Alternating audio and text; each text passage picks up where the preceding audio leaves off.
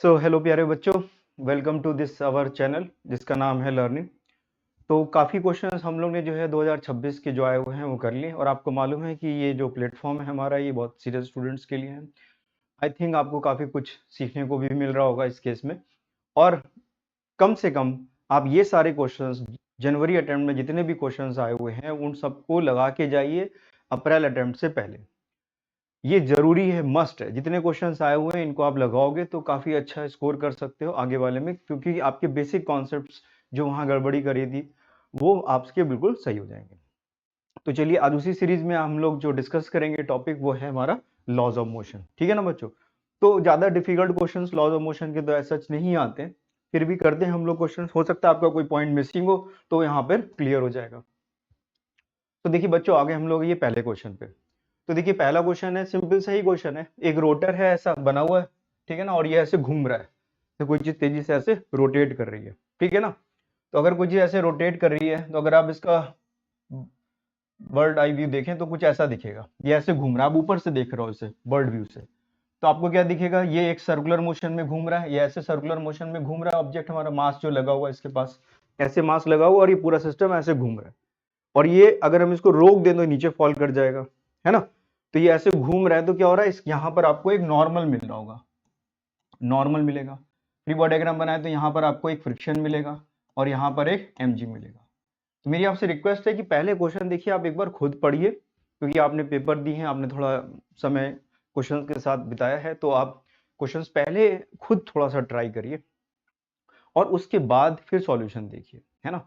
जैसे जैसे होगा इसी तरह से ही प्रॉपर लर्निंग हो सकती है। आप सोचो सॉल्यूशन देख लें तो आप अगला कोई क्वेश्चन अच्छे से कर पाओगे नहीं कर पाओगे इसकी कोई गारंटी नहीं। तो थोड़ा सा जो है ना अपना लर्निंग एप्टीट्यूड जो है थोड़ा इंक्रीज करिए, थोड़ा पेशेंस रखिए कि हमसे नहीं भी हो रहा है तो भी हम कुछ ना कुछ उसमें सीख रहे हैं।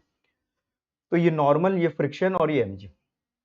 अब बताइए, अगर ये फॉल ना करे, मतलब अगर ये फ्रिक्शन की वैल्यू जो लिमिटिंग वैल्यू है वो ग्रेटर देन mg होनी चाहिए या फिर इसके इक्वल हो। अगर फ्रिक्शन की वैल्यू थोड़ी सी भी कम होगी तो ये फॉल कर जाएगा। और फ्रिक्शन की वैल्यू कितनी होती है? Mu into N. तो हम mu into N should be greater than और इक्वल टू mg होना चाहिए। अब कोई भी ऑब्जेक्ट अगर सर्कुलर पाथ में घूम रहा है तो जो इस केस में यहाँ जो बाउंड्री बनी है इसको नॉर्मल कौन प्रोवाइड करेगा? नॉर्मल कौन प्रोवाइड करेगा? नॉर्मल की वैल्यू हो जाएगी n equal to M are omega square. जो सेंट्रीपिटल फोर्स है वही नॉर्मल के बराबर है यहाँ पे, क्योंकि अगर कोई चीज ऑब्जेक्ट सर्कुलर पाथ में घूम रहा है तो उसे एक सेंट्रीपिटल फोर्स की जरूरत होगी। तो सेंट्रीपिटल फोर्स कितना आ गया? एम आर ओमेगा स्क्वायर, जो इस केस में जो सेंट्रीपिटल फोर्स है वही नॉर्मल के बराबर है। तो just put the value here. तो m are omega square should be greater than equal to mg। m से m कैंसिल हो गया, तो आपको यहां से ओमेगा की वैल्यू आ गई g upon mu into R. तो ये आंसर हो जाएगा। ये ग्रेटर देन और इक्वल टू होगा तो हमसे वैल्यू पूछी गई है, तो ये फोर्थ ऑप्शन आ जाएगा। तो इक्वालिटी के लिए मिनिमम इतना ओमेगा होना चाहिए, इससे ज्यादा ओमेगा होगा तो ठीक ही है। स्टैटिक फ्रिक्शन से भी ज्यादा जितनी रिक्वायरमेंट है mg की, फॉल ना करे, जितना फोर्स उसके लिए ऊपर की तरफ रिक्वायरमेंट है उससे भी ज्यादा अगर फोर्स लगेगा तो वो रुका ही रहेगा। ठीक है ना। ये फोर्स की वैल्यू इस mg से के बराबर हो या इससे ज्यादा हो, इक्विलिब्रियम। क्योंकि ये रुका हुआ है इसलिए ये स्टैटिक फ्रिक्शन है, ये सेल्फ एडजस्टिंग फ्रिक्शन है, तो अगर ये mg से ज्यादा भी होगा तो लगेगा लेकिन कम। ठीक है, चलिए अगले सवाल पे आते हैं। ये भी इजी सा ही क्वेश्चन है, कुछ खास नहीं करना आपको। इसमें सूडो फोर्स लगा सकते हैं आराम से और हो जाता है। अब ब्लॉक ऑफ मास है, slide down the top of the frictionless. Frictionless है, देखिए है ना, फ्रिक्शन नहीं है। Inclined surface while the inclined plane is moving towards the left with a constant acceleration. तो डायग्राम बना हुआ है, देखिए ये एक एक्सेलरेशन ए नॉट से इस डायरेक्शन में मूव कर रहा है। The angle between the inclined plane this theta, ये आपको एल दिया हुआ है, बेस लेंथ एल गिवन है आपको। ठीक है ना। Assuming that the initially the small block eight top of the incline, ठीक है ना। और तो आपसे पूछ रहे हैं कि ये ब्लॉक को नीचे आने में कितना समय लगेगा, लेकिन ये वेज भी साथ में इसके क्या कर रहा है? मूव कर रहा है। ठीक है, तो डायग्राम हम लोग थोड़ा अलग पेज पे बनाते हैं यहाँ पर। तो अब हम इसको बनाएं अगर, तो कुछ ऐसा बना ले। ये थीटा था यहाँ पर, ब्लॉक हमारे पास कहीं बीच में भी फिलहाल लगा देते हैं, कोई दिक्कत नहीं। ये एल दिया हुआ है, ठीक है ना, ये एल दिया हुआ है। तो आप हमें जरा बताइए, अगर ये एल है तो आ तो इधर रहा है, तो ये लेंथ कितनी हो गई? ये लेंथ हो गई एल बाय कॉस थीटा। बताइए, ये length L by cos theta हो गई। जिस जो लेंथ एक्चुअली में जो डिस्टेंस वो ट्रेवल कर रहा है वो कितना कर रहा है? एल बाय कॉस थीटा कर रहा है। ये थीटा तो base upon hypotenuse L by cos. अब आप देखिए, अगर हम इसको कह रहे हैं कि ये इधर की तरफ जा रहा है तो हम इसके ऊपर एक सूडो फोर्स अगर लगाएं तो एम ए नॉट लगा देंगे। हम कहाँ से देखना चाहते हैं, हमें मोशन कहाँ से सबसे अच्छा दिखेगा, हम इस वेज पे जाके बैठ जाएं, जो ट्रायंगुलर वेज है इसी पे अगर बैठ गए तो हमें एग्जैक्टली ऐसे ही मोशन आता हुआ दिखाई देगा। जो ब्लॉक है वो 30 डिग्री जो भी थीटा यहाँ पे दिया है उसी के साथ आता हुआ दिखाई देगा, ठीक है ना। तो हमने क्या करा है, यहाँ सूडो फोर्स लगा दिया, ये क्या है हमारे पास सूडो। बाकी का अब हम free body diagram as it is बना लेंगे। तो बताइए ये अगर सूडो फोर्स है तो इसका एक कंपोनेंट ऊपर की तरफ लगेगा M A naught cos theta, और एक नीचे की तरफ ग्रेविटी की वजह से कंपोनेंट इसमें लगता है एम जी साइन थीटा, ठीक है ना। और ये ब्लॉक मूव किधर कर रहा है बच्चों, नीचे की तरफ जाना है इसको, ये बोलना है यहाँ से, ठीक है ना। तो नेट फोर्स कितना हो जाएगा, तो नेट फोर्स इसमें जो हो जाएगा M A equal to M ji sine theta minus M A naught cos theta. तो ए की वैल्यू यहां से हमें मिल जाएगी, ए की वैल्यू कितनी आ गई, a equal to g sine theta minus a naught cos theta.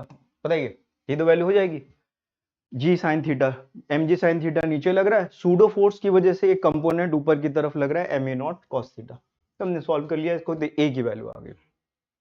Now acceleration constant है, we can use the equation of motion. Equation of motion कौन सी, s is equal to UT plus half A T square, initial velocity zero. तो s is equal to UT plus half A T square वाला formula लगा देंगे। s की value कितनी है बताइए, s ये डिस्टेंस है, तो we can write this l by cos theta, initial velocity zero plus half acceleration ये लिखना है हमें g sine theta minus a naught cos theta multiplied by T square. बस अब t की वैल्यू निकालनी है तो ये इधर शिफ्ट कर दीजिए, तो ये वैल्यू हो गई 2l, ठीक है ना, ये 2l आ गया ऊपर, डिवाइडेड बाय नीचे कितना है cos थीटा, फिर कितना लिखा हुआ है g sine theta minus a naught cos theta, ये वैल्यू लिखी और इस पूरे का आपने कर दिया क्या रूट। तो एक्चुअली में ये हमारे पास इसका आंसर आ गया। अब देखते हैं कि ये आंसर किससे मैच करता है।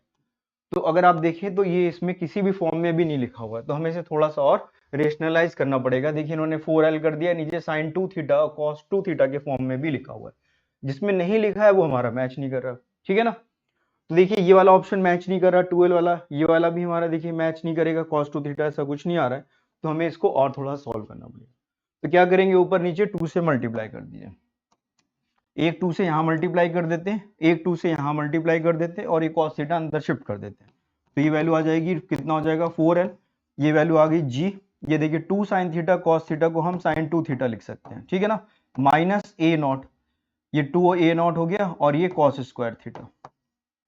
अब आप बताइए 2 cos square theta minus 1 equal to cos 2 theta होता है, तो यानी कि 2 cos स्क्वायर थीटा की जगह हम 1 प्लस cos 2 थीटा लिख सकते हैं बच्चों, है ना। तो बस ये वैल्यू यहाँ पे पुट कर दीजिए, तो वैल्यू हो गई root over GL 4GL g sine 2 theta minus a naught 1 plus cos 2 theta. तो ये आंसर हमारा देखिए मैच करना चाहिए। लेट अस सी कौन सा कर रहा है मैच, फोर्थ वाला देखिए 4l upon g sine 2 theta a naught 1 minus cos theta. देखिए ये वाला फोर्थ वाला ऑप्शन देखिए बच्चों हम लोग का मैच कर रहा है, यही कर रहा है। तो इस तरह से ये वाला क्वेश्चन भी आ जाता है, तो आराम से आ जाता है, कोई दिक्कत नहीं। बहुत बेसिक क्वेश्चन हैं जो हम लोग जनरली करते भी हैं। चलिए बढ़ते हैं अगले सवाल पर। ये क्वेश्चन देखिए अच्छा क्वेश्चन है, ये जनरली बुक्स में दिया रहता है, हम लोग करते भी हैं इसको, फिर भी देख लेते हैं। Flexible chain of mass m hang between the two points of same level, the inclination of the chain with the horizontal the 2 point support is 30 degree, consider the equilibrium of each half of the chain, the tension of the chain at the lowest point. Lowest point पे tension बतानी है, ठीक है। तो देखिए इसका थोड़ा diagram बना है, डायग्राम नहीं बना हुआ है, ये एक वॉल है इस तरह से मान लेते हैं हम लोग, और चेन कुछ इस तरह से इसमें लगी हुई है, ये ऐसे चेन लगी हुई है, चेन ऐसे लगी हुई है, ठीक है ना, इस तरह से। ये इसका यूनिफॉर्म चेन है और ये इसका आधा हिस्सा है यहाँ तक।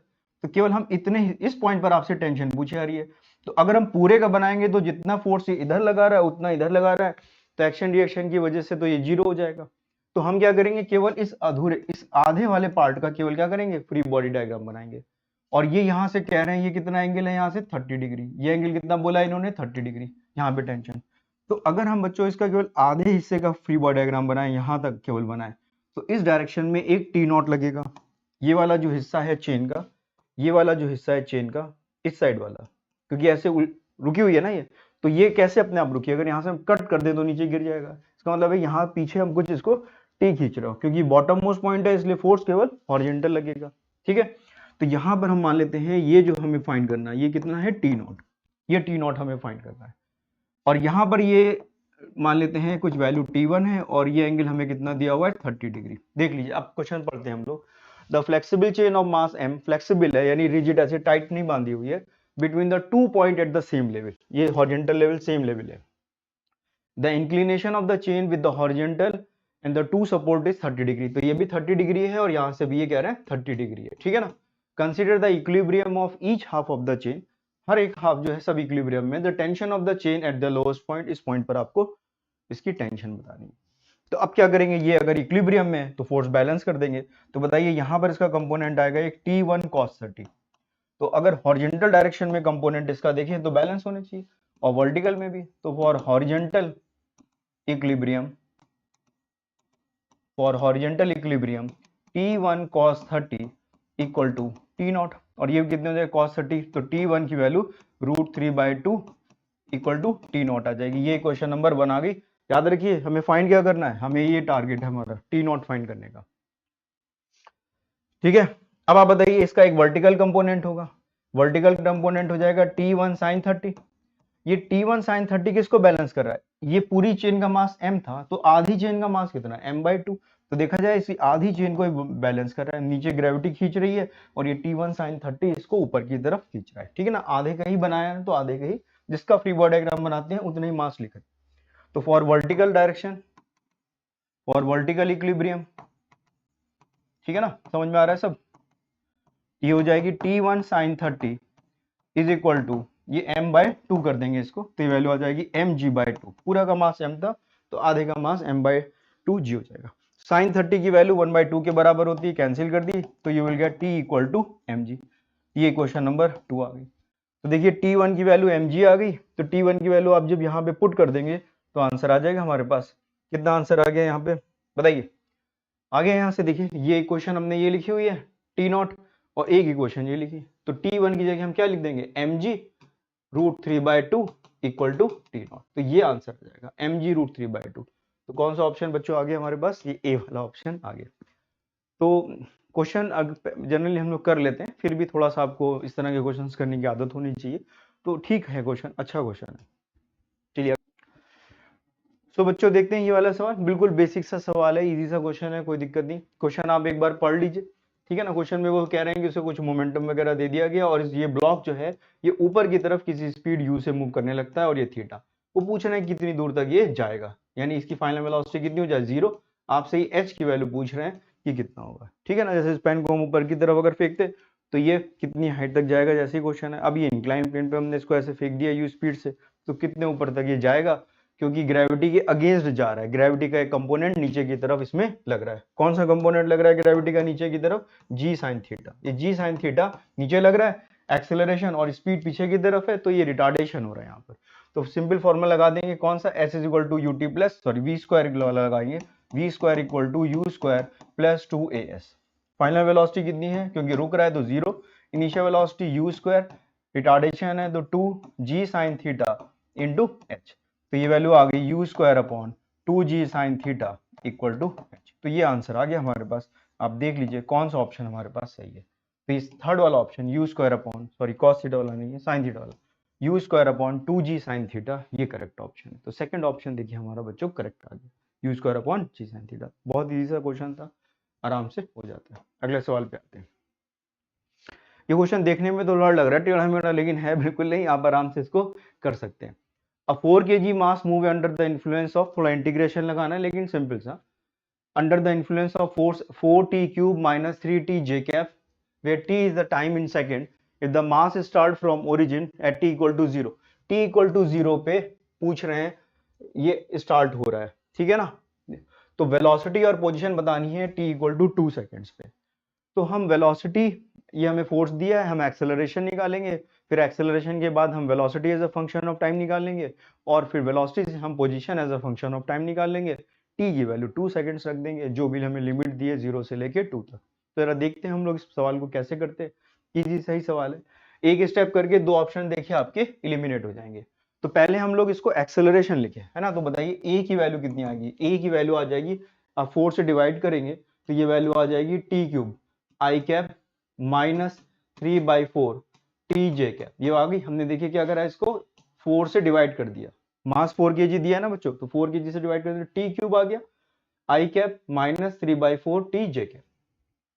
अब हम निकालेंगे वेलोसिटी। तो वेलोसिटी के लिए हमें ए को क्या लिखना पड़ेगा, वी की वैल्यू कितनी आएगी, थोड़ा आप बताइएगा, T cube D T I cap, इसको आप इंटीग्रेट करेंगे माइनस 3/4 टी डी टी जे कैप, यही तो करेंगे आप, ये वेलोसिटी आ जाएगी हमारे पास। थोड़ा हम डायरेक्ट कर रहे हैं ताकि ये सब चीजें आपको ऑलरेडी पता है, इतना तो सब आता ही है आप लोगों को कैसे इंटीग्रेट करना है, थोड़ा बहुत आप साइंस के मैथ्स के स्टूडेंट भी हो पढ़ते। तो इसको सॉल्व कर लें अगर हम लोग, तो अगर आप जीरो रखेंगे तो ये वैल्यू देखिए कितनी आ जाएगी, टी की पावर 4/4 ये आ गया।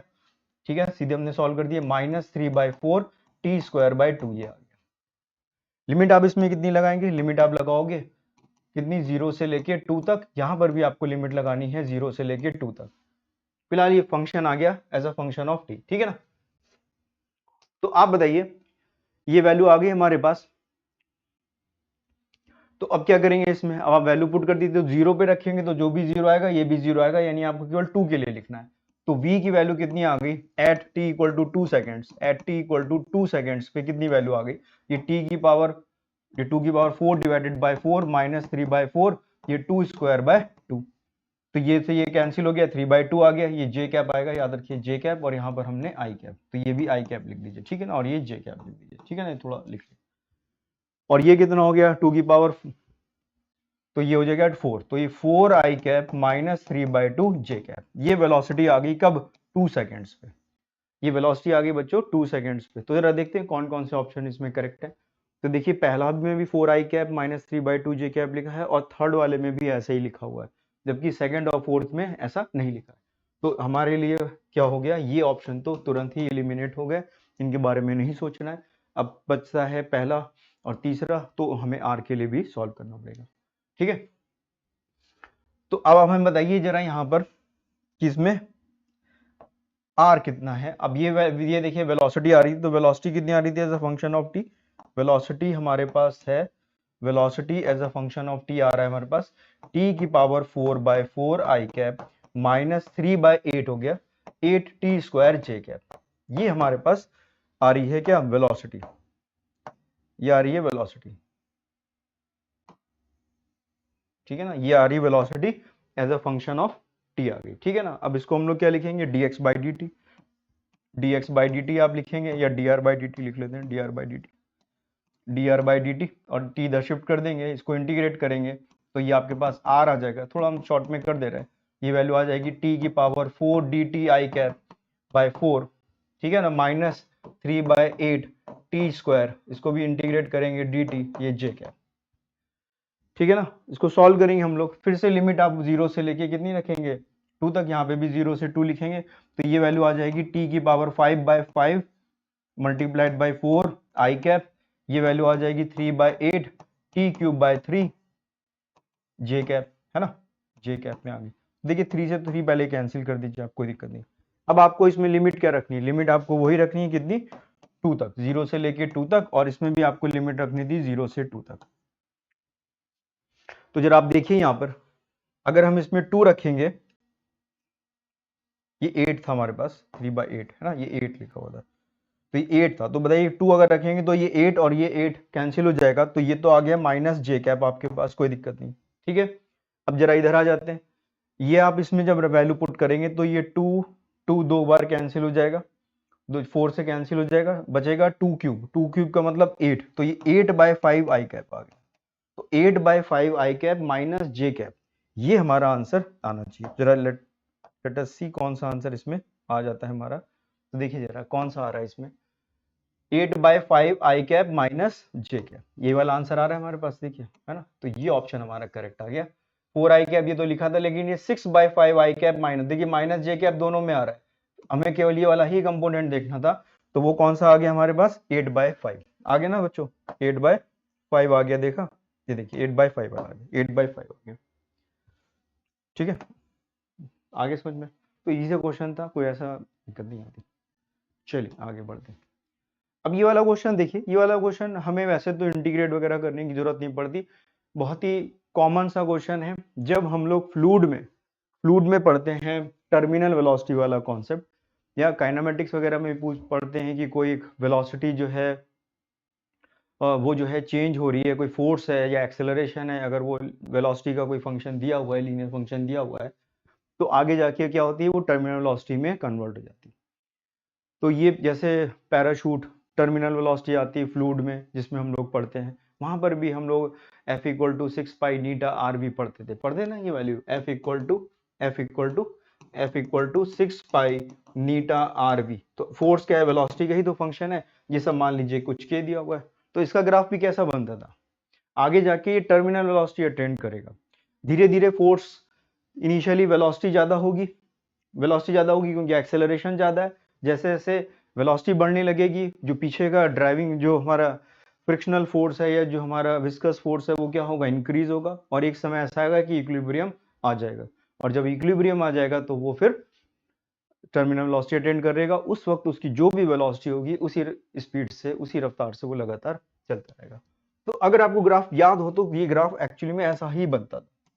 तो ये हमें जनरली तो याद ही रहता है, और नहीं याद है तो फिर आपको सॉल्व करना पड़ेगा। तो आप लिखोगे M A equal to minus K V, फिर आप लिखोगे A D V by D T equal to minus के बाय एम, फिर ये v आप इधर शिफ्ट कर दोगे, इंटीग्रेट करोगे, फिर आप उसमें t tends to infinity value देखोगे और फिर रखोगे। तो ये वैसे तो स्टैंडर्ड है, कोई और यहाँ पे लिखा होता क्यूब 3 या कुछ और इधर उधर का, तो हमें सॉल्व करना पड़ता। लेकिन ये जानबूझ के उन्होंने ऐसे ही दिया है कि ये जनरली हम लोग यूज करते हैं थ्योरी के समय पर, टर्मिनल वेलोसिटी पूरी पढ़ते हैं, वो सारी चीजें वैसे दी है। तो आई थिंक ये आपको पता ही होना चाहिए। तो ये फर्स्ट इस तरह से कर लेंगे मैथमेटिकली, आप इसको सॉल्व कर लीजिए यहाँ से। तो ये वैल्यू आ जाएगी dv by v equal to minus के by m into d t. ना इंटीग्रेट कर दीजिए यहाँ पे, ये जीरो, ठीक है ना, t इक्वल टू जीरो पे इसकी कुछ वेलोसिटी आप मान लीजिए कुछ v हो जाती है, v1 हो जाती है और फिर v2 हो जाती है। तो लॉग लगा देंगे, फिर e की वैल्यू सॉल्व करेंगे, इन्फिनिटी पे वैल्यूज वगैरह चेक करेंगे और you will get the answer, ठीक है ना। तो इस तरह से फ्रॉम रेस्ट लिखा है, तो आप यहाँ से रेस्ट से स्टार्ट करना है, तो आप जीरो से स्टार्ट करते हैं, तो जीरो से लेके v2। तो इस तरह से करोगे सॉल्व तो आ जाएगा। चलिए फिलहाल आगे बढ़ते हैं, अगला क्वेश्चन।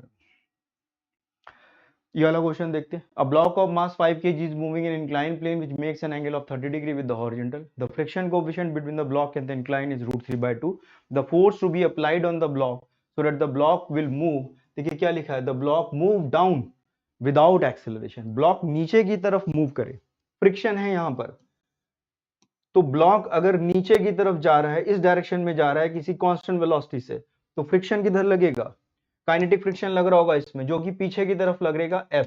आगे क्या लगेगा, mg sin थीटा।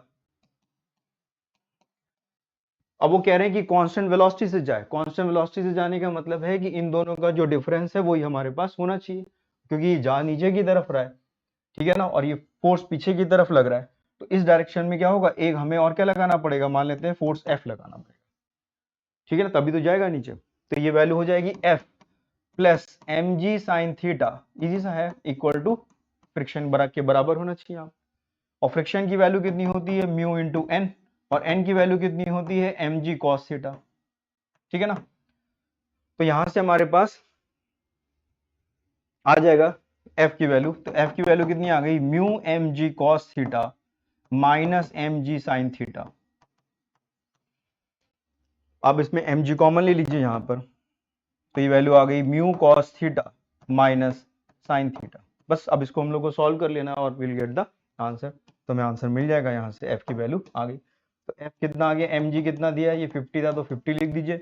म्यू की वैल्यू गिवन है √3/2, और फिर cos की वैल्यू कितनी गिवन है, 30 degree, the angle is 30 degree. तो देखिए ये भी √3/2, cos 30 भी √3/2 माइनस sin 30 1/2, sin 30 1/2 दिया गया। तो ये 3/4 माइनस, तो ये वैल्यू आ गई f इक्वल टू 50, ये वैल्यू आ गई 3/4 माइनस 1/2, तो ये आ गया 1/4, तो दिस 50/4, इट मींस 12.5 न्यूटन। तो 12.5 न्यूटन का फोर्स जो है इसमें हमें नीचे की तरफ लगाना पड़ेगा, और ये फिर कांस्टेंट स्पीड से मूव करेगा, ठीक है ना। तो इस केस में क्या है, ये जो फोर्स ऊपर की तरफ लग रहा है, जो F है, ये ज्यादा फोर्स लग रहा है, और नीचे वाला फोर्स जो है वो कम है, ठीक है ना। तो क्वेश्चन ऐसे ही बना दिया। चलिए अगला सवाल, ये दो इस इजी सा क्वेश्चन है। The spring force constant 15 newton per metre is cut into two pieces if the ratio of their length is 1:3 then the force constant for the smaller pieces. तो काफी समय बाद ये क्वेश्चन वैसे तो पूछा गया है। मान लीजिए कोई भी एक स्प्रिंग है ना, उसकी जो वो के है और उसकी जो लेंथ है वो एल है। स्प्रिंग की जो लेंथ है वो एल है और स्प्रिंग कांस्टेंट के है। अब स्प्रिंग को अगर आप ये कट कर दें, अगर आप स्प्रिंग को कुछ इसके टुकड़े कर दें, इसको कुछ कम कर दिया आपने, तो अगर मान लीजिए स्प्रिंग को आपने L बाय एन कर दिया, कम कर दिया, आधा कर दिया, 1/3 कर दिया, कितना भी कर दे, तो जो इसका स्प्रिंग कांस्टेंट है वो चेंज हो जाता है। स्प्रिंग को कट करने पर स्प्रिंग कांस्टेंट इंक्रीज हो जाता है, स्टिफनेस उसकी बढ़ जाती है। कितनी बढ़ जाती है? n टाइम्स ऑफ k हो जाती है। तो देखिए याद करने का क्या तरीका, इनका भी प्रोडक्ट हमेशा सेम रहेगा। कितनी लेंथ आपने कम करी? L bye N. इन दोनों को भी ऐसे मल्टीप्लाई करेंगे, फिर से आपके पास ये L और K ही आएगा। अगर आपने लेंथ हाफ करी है, यानी स्प्रिंग को आधा आपने काट दिया है, तो जो स्प्रिंग कांस्टेंट है वो डबल हो जाएगा उस केस में। ठीक है ना, ये बस यूज करना है। तो बताइए इसमें हमने कितना कट किया है? तो मान लेते हैं लेंथ उसकी L है और स्प्रिंग कांस्टेंट इतना है। अब आपने 1:3 के रेशियो में इसको कट कर दिया। इसका मतलब है आपने इसके जो दो टुकड़े करे हैं, एक टुकड़ा L/4 है और दूसरा टुकड़ा इसका 3L/4 है। ये तो मतलब हुआ, एक L/4 हो गया और एक 3L/4 हो गया। कॉमन रेशियो लेके सॉल्व कर लिया। ये अगर है तो इसकी वैल्यू कितनी हो जाएगी? 4k हो जाएगी, क्योंकि इनका मल्टीप्लाई। और इसकी वैल्यू कितनी हो जाएगी? 4/3k हो जाएगी। अब देख, हमने बताया ना इन दोनों का प्रोडक्ट, जैसे इनका प्रोडक्ट सेम है, इनका भी प्रोडक्ट सेम होना चाहिए। तो आपसे पूछा किसके लिए गया? छोटे वाले पीस के लिए। The force constant for the smaller piece. तो स्मॉलर पीस कौन सा है हमारे पास? ये वाला L/4 छोटा है ना, 3L/4 तो 3 गुना उससे ज्यादा है। ये वैल्यू आपसे पूछी गई। तो 4k की वैल्यू कितनी है ओरिजिनली? 15। तो ये कितना आ गया? 60। तो 60 आ गया। अगर बड़े वाले के लिए पूछते तो इसकी वैल्यू हम लोग पुट करते। तो आंसर हमारे पास कितना आ गया? 60 आंसर आ गया। तो ये पहला वाला ऑप्शन हमारा बच्चों करेक्ट हो जाता है। तो इजी सा क्वेश्चन था ये, तो आराम से हो जाता है, ज्यादा कुछ नहीं, थ्योरी का ही देखा। तो बच्चों देखते हैं ये वाला क्वेश्चन। ये वाला क्वेश्चन देखने में तो थोड़ा सा लग रहा है अजीब सा, लेकिन है इजी। थोड़ा आप पेशेंस के साथ करेंगे तो हो जाएगा। तो पहले क्वेश्चन पढ़ लेते हैं। In the given figure the block ABC weight. तो ABC देखिए, ये C है, ये B है और ये C की वैल्यू कितनी दी है हमें? देखिए A की वैल्यू 4 kg, ये 4 kg का है।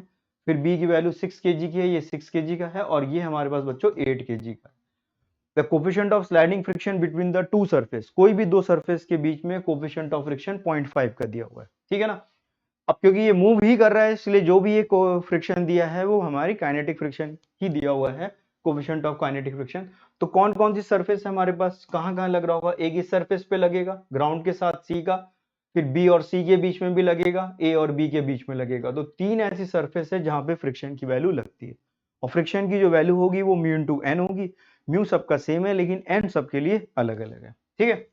वो कह रहे हैं कि कितना force, the force F required to slide the block with constant velocity. देखिए ये इंपॉर्टेंट टर्म है, कांस्टेंट वेलोसिटी से इसको मूव करना है। तो अगर कांस्टेंट वेलोसिटी से इसको मूव करना है तो फोर्स, नेट फोर्स जो होगा वो कैसा होगा? बैलेंस हो जाना चाहिए। ठीक है ना। तो अब हम क्या करेंगे, देखिए इसमें टेंशन थ्रेड भी लगा हुआ है, तो इसमें भी एक क्या होगी? टेंशन होगी। तो हम लोग बस फ्री बॉडी डायग्राम जरा देखते हैं, बनाते हैं। तो FBD हम लोग पहले किसका बना लेते हैं? FBD of C। तो FBD अगर आप C का बनाएंगे तो बताइए इसमें कौन कौन से फोर्स लग रहा है? एक तो ये बाहर की तरफ, ये एक्सटर्नल, ये F लग रहा है हमारे पास। ठीक है ना। और क्या लग रहा है? देखिए यहाँ पर एक T लग रहा है, टेंशन लग रहा है।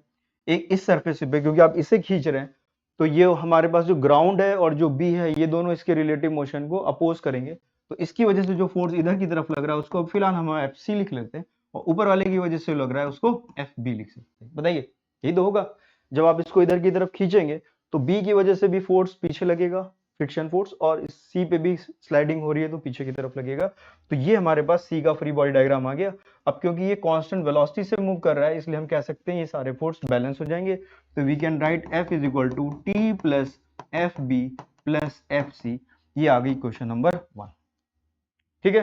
FA, FB, FC सब हमें पता है, क्योंकि सबके वेट पता है, सबके नॉर्मल पता है, वो अभी हम लोग यहाँ पे लिख लेंगे। अब बात करते हैं किसकी? FBD ऑफ बी का FBD बना लेते हैं। तो बी का देखिए, जब आपने FBD बनाया तो बी में कौन कौन से? अब बी में देखिए ये फोर्स लग रहा है बाहर की तरफ T, ये T लग रहा है। एक्सटर्नल फोर्स तो यही है ना, इसको तो यही खींच रहा है। और ये रिलेटिव मोशन को अपोज करेगा, तो इधर की तरफ आपके पास एक FA लग जाएगा और इस डायरेक्शन में एक FB लग जाएगा। ये इस डायरेक्शन में, ये जो B लग रहा था, ये वाला जो B है, इन दोनों के बीच में एक्शन रिएक्शन, ठीक है ना। सी पे अगर ये पीछे लग रहा है तो बी पे ये आगे की तरफ लगेगा। देखिए ये बी ऐसे लग रहा है, इसमें ऐसे लग रहा है, एक्शन रिएक्शन, ठीक है। और ये भी क्योंकि कांस्टेंट वेलोसिटी से मूव कर रहा है तो ये भी, तो टी की वैल्यू यहाँ पर कितनी आ गई, F A plus F B. ये क्वेश्चन नंबर 2। आपसे कैपिटल एफ पूछा है, टी के बारे में कुछ नहीं जिक्र किया है यहाँ पे, तो ये टी की वैल्यू आप यहाँ पे सिंपली क्या कर दीजिए, पुट कर दीजिए। तो हम इस वैल्यू को पुट कर दें, अगर इक्वेशन को सॉल्व करना है हमें, तो हम क्या लिखेंगे, capital F is equal to F A plus F B, ये हमने टी की वैल्यू पुट करी, plus F B plus F C. तो ये वैल्यू आ गई F A plus 2 times of F B plus F C. तो ये आ गया हमारे पास कैपिटल एफ, ठीक है। सॉल्व करते हैं इसको जरा हम लोग आगे, ठीक है ना। इसको सॉल्व करें अगर हम लोग, तो वैल्यू बस पुट करनी है हमें। तो बताइए क्या वैल्यू होगी, म्यू सबका सेम है, एफ की वैल्यू किसके बराबर होती है, एफ की वैल्यू होती है म्यू इंटू एम जी, यही तो लिखते हैं, बताइए ये लिखेंगे म्यू इंटू एम जी। तो आप म्यू और जी सबका बाहर कर दीजिए, तो ये f equal to mu into g आपने बाहर कर दिया। इसमें आप ए के लिए क्या लिखेंगे बताइए, ए वाला जो है सबसे ऊपर वाला ब्लॉक है जिसका वेट कितना दिया हुआ है, इसका वेट देखिए कितना दिया हुआ है। अगर हम इस सरफेस पर आ जाए यहाँ पर, तो कितना इसका वेट है यहाँ पे, चलिए यहाँ पे बताइए कितना फोर्स लगेगा। ये एफ ए की अगर हम लोग बात करें, अगर हम लोग यहाँ एफ ए की बात करें तो कितना लगेगा, mu into M G, M कितना दिया है इसका 4 kg, तो ये आ गया हमारे पास 40, ये तो लगेगा। जी की वैल्यू लिख दीजिए 4g लगेगा। इस केस में कितना लगेगा, यहाँ पर कितना लगेगा, यहाँ पर जो एफ बी की वैल्यू जो हम यहाँ पे बोल रहे हैं, एफ सी की वैल्यू जो बोल रहे हैं, सॉरी बी की, एफ बी की जो वैल्यू बोल रहे हैं वो है म्यू इंटू जी, और लेकिन इसके ऊपर टोटल वेट कितना है 4 kg, ये 6 kg, तो ये 10 हो गया है ना, ये 10 हो गया, यही हो गया 10। इसके ऊपर कितना वेट है, तो ये 6 kg का, ये 4 kg का। और यहाँ पर अगर सी वाले की बात करें तो इसकी वैल्यू कितनी हो जाएगी, इसमें टोटल वेट कितना 8 kg, 6 kg, 4 kg, तो 18 kg है ये। तो mu into G multiplied by 18 करना पड़ेगा, ठीक है ना। ये तो करेंगे हम लोग, चलिए देखते हैं।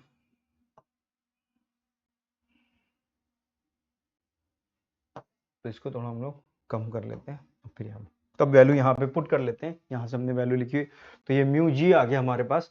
तो हमें जब ए के लिए लिखना है तो हम यहाँ पे कितना लिखेंगे 4, फिर यहाँ पर हमें जब लिखना है तो हम लिखेंगे कितना 10, तो ये 20 लिखना पड़ेगा हमें क्योंकि ये 2 टाइम्स है। सी के हमें लिखना पड़ेगा 18, ठीक है ना, 18 लिख देंगे। तो इसको अब हम लोग जरा सॉल्व करें, तो एफ की वैल्यू कितनी आ गई, म्यू म्यू की वैल्यू 0.5, जी की वैल्यू 10, और ये वैल्यू कितनी आ गई हमारे पास बताइए 38, तो 442 है ना, ये 42 आ गया। देख लीजिए ये 22 आ गया और ये 42, तो 42 ये आ गया, ये 10 से आपने इसको मल्टीप्लाई करा तो ये हो गया 210। तो फोर्स कितना आ गया 210 न्यूटन, 210 न्यूटन का बच्चों फोर्स इसमें लग रहा है। तुम्हारा आंसर कितना आ गया यहाँ से 210, ठीक है। कितना आंसर आ गया 210, तो 210 हमारा यहाँ पे आंसर आ गया, यू कैन राइट 210, तो 210 हमारा यहाँ पे आंसर आ जाता है। तो इस तरह से ये क्वेश्चन होता है। एक दो क्वेश्चन थे जो अगर आपने नहीं करे हैं, थोड़ा घबरा जाते हैं हम लोग पेपर के टाइम में, तो जरूरत नहीं है।